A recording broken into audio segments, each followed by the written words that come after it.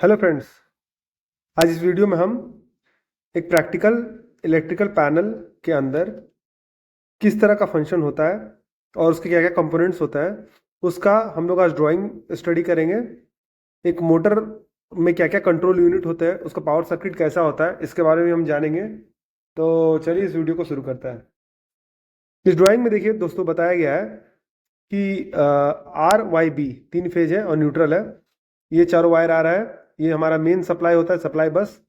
वहाँ से R Y B phase, ये तीन फेज टैप किया जाता है। आर फेज, वाई फेज और बी फेज। तो ये तीन फेज वहाँ से टाइप टाइप किए गए। उसके बाद जो इनकमिंग सप्लाई होता है वो आता है क्यूटेन में। क्यूटेन को कहते हैं हम लोग सर्किट ब्रेकर, यानी कि पावर ब्रेकर बोला जाता है। ये इसमें क्या होता है कि ये थर्मल टाइप का है। उसमें क्या होता है, एक करंट अगर एक वैल्यू से ज़्यादा आता है तो वो ट्रिप हो जाता है। तो पावर ब्रेकर ट्रिप हो जाता है। जनरली पावर ब्रेकर अगर आप देखिएगा फिगर में, तो इस तरह का नॉब होता है।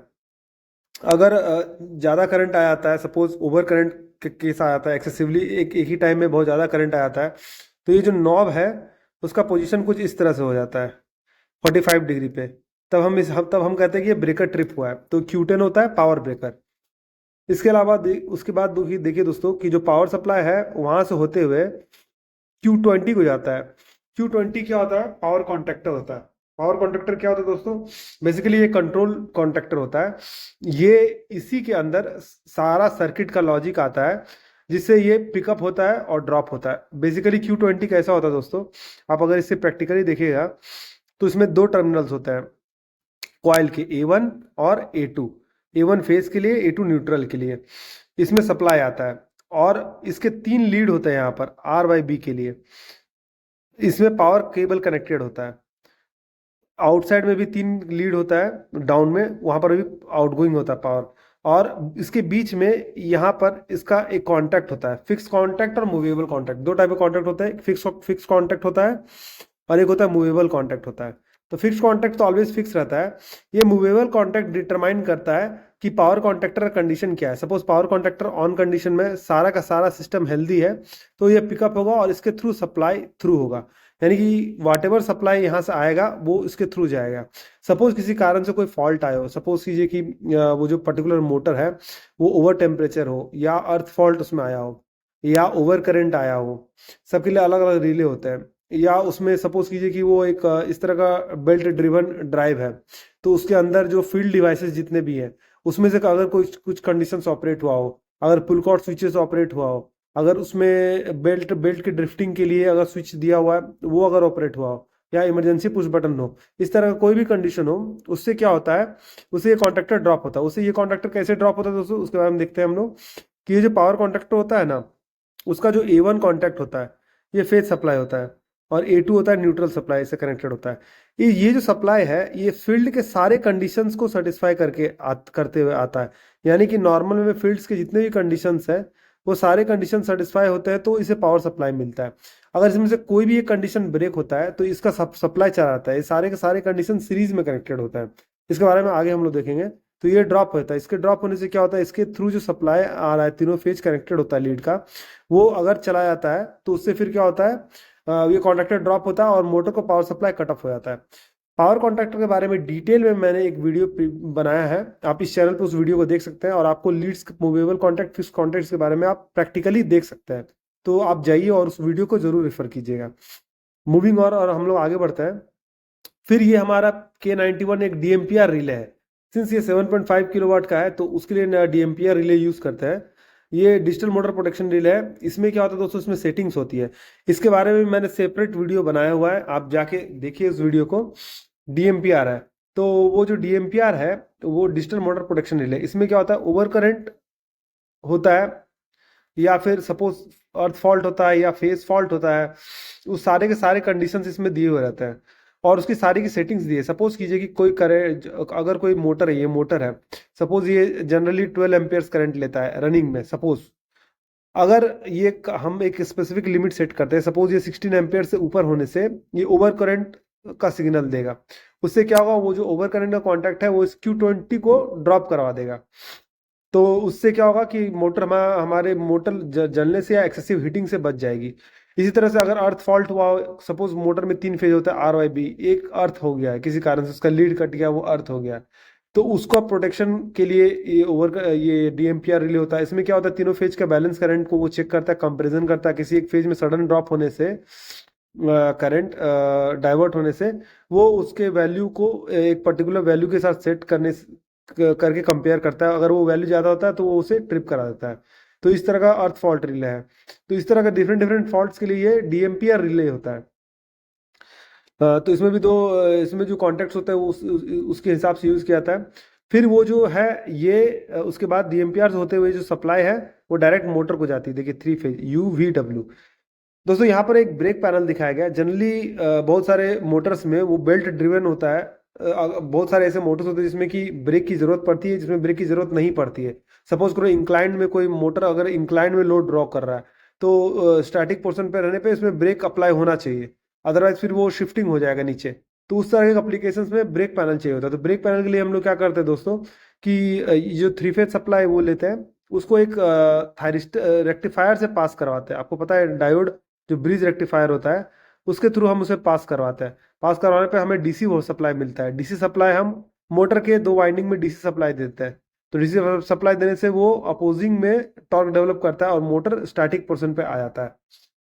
तो ये है डायरेक्टली इंड्यूस्ड ब्रेक पैनल। एक होता है जो इलेक्ट्रोमैग्नेटिकली इंड्यूस्ड ब्रेक पैनल होता है। उसमें क्या होता है दोस्तों कि ड्रम जो हमारा मोटर होता है, सपोज आपको मैं प्रैक्टिकल दिखाता हूँ। ये सपोज कि हमारा मोटर है, तो अब इसके आउटवर्ड साइड में ये हमारा ड्रिवन है, यहाँ पर गियर बॉक्स होता है। इसके आउटवर्ड साइड में हम एक डिस्क टाइप का ये लगाते हैं, एक सब पैक करने के लिए, कि वो और इसमें एक इलेक्ट्रोमैग्नेट रहता है। तो जब भी ये मोटर स्टॉप होता है तब भी ये DC सप्लाई इसमें आता है। आने से पहले इसमें DC एक्चुअली में इसमें पहले DC सप्लाई रहता है। DC सप्लाई रहने से ये इसको दूर करके रखता है, एक दूसरे से रिपल्स करके रखता है, तो ये फ्री रहता है। सपोज मोटर बंद हो गया तो इसमें कमांड चला गया, ये सप्लाई इसको बंद होता है, तो ये जो दोनों हैं वो आपस में लॉक हो जाते हैं और इसको इसको ये लॉक कर देते हैं। तो इस तरह का मैकेनिज्म इसमें होता है, तो उसको ब्रेक पैनल बोलते हैं। तो ये इसके बारे में कंट्रोल लॉजिक थे। इसको जनरली हम लोग बोलते हैं दोस्तों कंट्रोल लॉजिक, जिसमें कि सॉरी सॉरी दोस्तों, इसको हम लोग बोलते हैं पावर लॉजिक, जिसमें कि हम लोग पावर फ्लो डायग्राम देखते हैं, तो इसको हम लोग बोलते हैं पावर लॉजिक। आइए अब हम लोग देखते हैं कंट्रोल लॉजिक के बारे में। ये इसका कंट्रोल लॉजिक है। इसे हम लोग क्या करते हैं दोस्तों, सबसे पहले कंट्रोल सप्लाई देते हैं। ये हमारा फेज रहा, ये हमारा न्यूट्रल रहा। इसके थ्रू बहुत सारे रिलेज होता है, जैसे K12 K13 K14 आप देख रहे हैं ना, ये अलग अलग तरह का रिले होता है इसमें। तो अब इसमें क्या है कि साइड से अब इसमें क्या होता है दोस्तों कि एक सप्लाई है, सप्लाई का जो एक अब इसमें देखिए, जो सप्लाई का जो एक एंड है वो फेज से कनेक्टेड है। अब वो जो पर्टिकुलर केबल है, वो केबल कहाँ जाएगा, वहां से होते हुए साइट पे जाएगा। सपोज करो यहाँ से ये जो सप्लाई है 230 वोल्ट का, ये होते हुए यहाँ से साइट पे गया। साइट से होते हुए एक इमरजेंसी पुश बटन, सपोज कीजिए इस तरह से है, सपोज कीजिए कि वहां पर साइट पे एक इमरजेंसी पुश बटन दिया गया है, इसको प्रेस करते ही पावर सप्लाई कट ऑफ हो जाएगा।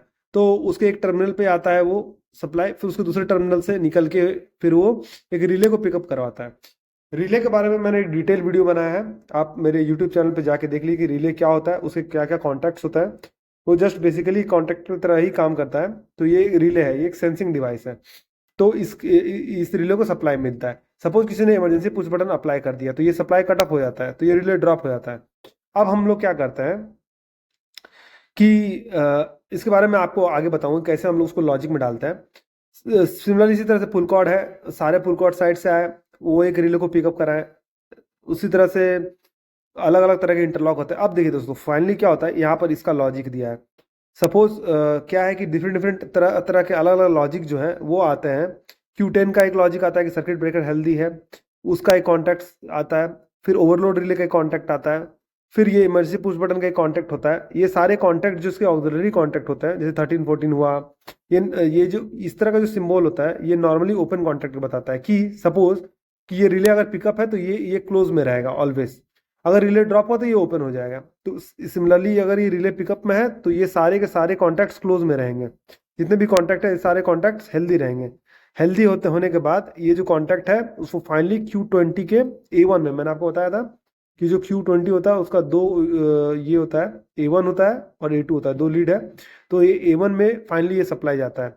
उससे Q20 पिकअप होता है। सपोज इसमें से कोई भी कंडीशन अनहेल्दी हो तो Q20 ड्रॉप होगा और मोटर को सप्लाई जाना बंद हो जाएगा, मोटर हमारा सेफ हो जाएगा। हमारा प्राइमरी पर्पस है मोटर को सेफ रखना।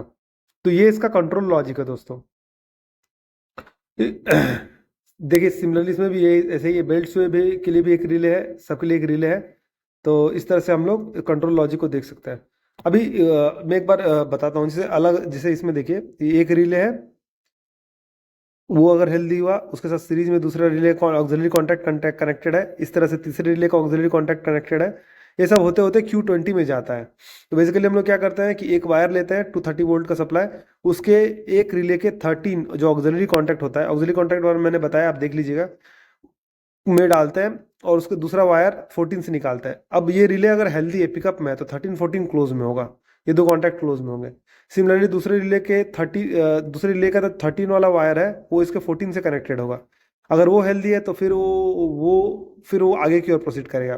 13 14 ऐसे करते करते वो Q20 के A1 में जाएगा सप्लाई। अगर कोई भी कंडीशन अनसेटिस्फाइड नहीं होता है तो Q20 ड्रॉप हो जाएगा। तो इस तरह से हम लोग इसको देखते हैं। उसके अलावा देखिए दोस्तों, अगर हम लोग एक इंडस्ट्री में काम करता है तो हमें इंडस्ट्री में उसका स्टेटस चेक करने के लिए भी होना चाहिए। तो हम क्या करते हैं कि 24 वोल्ट का जो सप्लाई है वो देते हैं उसका एक एंड, और फिर उसका जो ऑक्सिलरी कॉन्टैक्ट होता है उससे हम दूसरे एंड को लेते हैं। तो सपोज 24 वोल्ट का लिए, इसका एक पुल कॉर्ड है, उसका एक कॉन्टैक्ट सपोज कीजिए 13 14 था, दूसरा 21, दूसरा सपोज कीजिए 23 24 है। तो 23 24 में सप्लाई को दिए। उसके बाद क्या हुआ कि वहाँ से 24 वोल्ट का सप्लाई थ्रू हो जाएगा और वो आके हमारे पीएलसी और लॉजिक में इनपुट बिट देगा कि हाँ चल ये पर्टिकुलर चीज़ हेल्दी है। तो उस हेल्दीनेस को चेक करने के लिए हम लोग 24 वोल्ट के सप्लाई का यूज़ करते हैं। तो ये डीसीएस को जाता है एंड डिस्ट्रीब्यूटेड कंट्रोल सिस्टम को जाता है। ये सारे के सारे इंटरलॉक क्या क्या होता है, सपोज कंट्रोल सप्लाई ऑन है उसके लिए, ओवरलोड रिले है उसके लिए, पावर ब्रेकर ऑन है इसके लिए, फुल कॉर्ड है उसके लिए, बीएसएस है उसके लिए, सारे के लिए स्टेटस आता है। तो उस पर्टिकुलर जो जैसे इसमें देखिए दिखाया है F21 यानी कंट्रोल सप्लाई ऑन है, तो ऑन करने पे 23 24 थ्रू होगा, ये कंट्रोल सप्लाई यहाँ से यहाँ थ्रू हो जाएगा। ये सप्लाई जो है हमारा पीएलसी को जाएगा कि हाँ चलिए कंट्रोल सप्लाई ऑन है। सिमिलरली अगर ओवरलोड रिले नहीं ट्रिप हुआ है तो ये थ्रू हो जाएगा। ये फिर हमारा लॉजिक को जाएगा कि हाँ ओवरलोड रिले ट्रिप नहीं है। तो इस हिसाब से हम लोग पीएलसी में पता करता है कि क्या क्या चीज़ हेल्दी है, क्या क्या चीज़ हेल्दी नहीं है। तो ये एक टिपिकल डिज़ाइन है मोटर का, जैसे कि हम पता करते हैं कि मोटर हमारा कैसा रन कर रहा है। तो अगर आपको वीडियो पसंद आया तो वीडियो को लाइक कीजिए, चैनल को फॉलो कीजिए और सब्सक्राइब कीजिए और बेल नोटिफिकेशन को प्रेस कर दीजिए ताकि इसी तरह के इंपॉर्टेंट अपडेट्स मैं आपके साथ साझा करता रहूँ। तो वीडियो में बने रहने के लिए धन्यवाद। मिलते हैं आपसे अगले वीडियो में।